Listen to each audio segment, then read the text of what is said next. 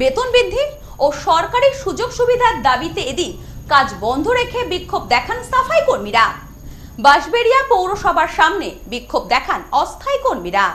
সদ্য লন্ডন থেকে চোখের অপারেশনের বিশেষ প্রশিক্ষণ নিয়ে ফিরেছেন ডাক্তার মোনাজির হোসেন। বনগাঁতে এই সর্বপ্রথম কোলফেকো, টোরিক, মাল্টিফোকাল ছানি অপারেশনের জন্য আসুন বনগাঁ আই কেয়ারে। বেতন বৃদ্ধি সহ একাধিক দাবিতে বিক্ষোভ দেখালেন বাঁশবেড়িয়া পৌরসভার অস্থায়ী সাফাই কর্মীরা। কাজ বন্ধ রেখে বিক্ষোভে সামিল হন প্রায় 800 সাফাই কর্মী।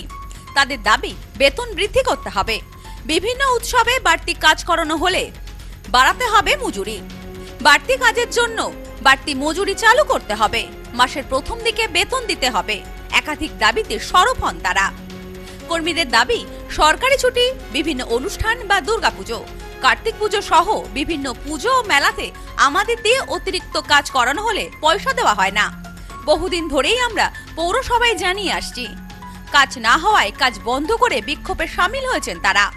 আমাদের মণ্ডল সভাপতি এসেছিলেন এবং প্রশাসনিক দিক থেকে পুলিশরা এসেছিলেন।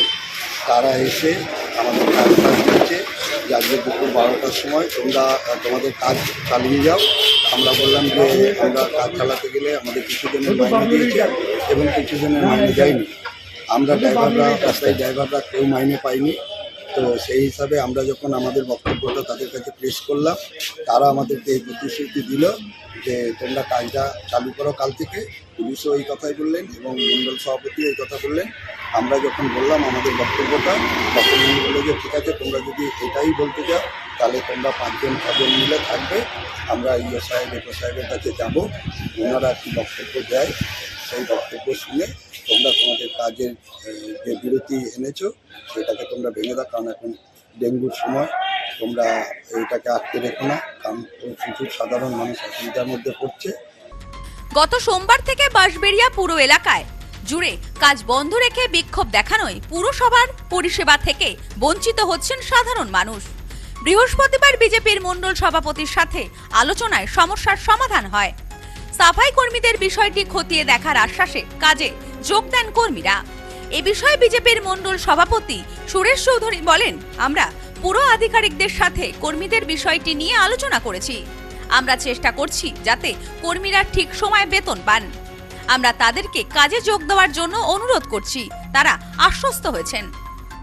দুপুরে 1টার সময় আমরা আসবো, ইও সাহেব থাকবেন, ম্যাডাম থাকবেন, আমরা এনাদেরকে নিয়ে এনাদের ডিমান্ড আছে, এটা নিয়ে আমরা কথা বলবো, জানে এদের পেমেন্টটা টাইমে হোক, এই নিয়ে আমরা 1টার সময় সবাইকে নিয়ে বসবো।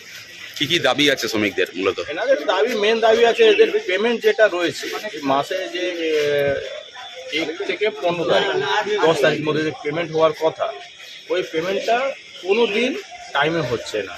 তাই জন্য এরও তো সংসার আছে, সংসার চালাতে যেখানে এখান থেকে মুদিখানা বা যে কোনো জায়গা থেকে যে এরা নিয়ে আসে মালপত্র, সেখানে পেমেন্ট দিতে এদের খুব অসুবিধা হচ্ছে। এদেরও ছোটো ছোটো বাচ্চা আছে, স্কুলে পড়ে, টিউশন পড়ে, খুব অসুবিধার মধ্যে এদের সংসার চলছে। Bureau report, news no man's land, Bansberia.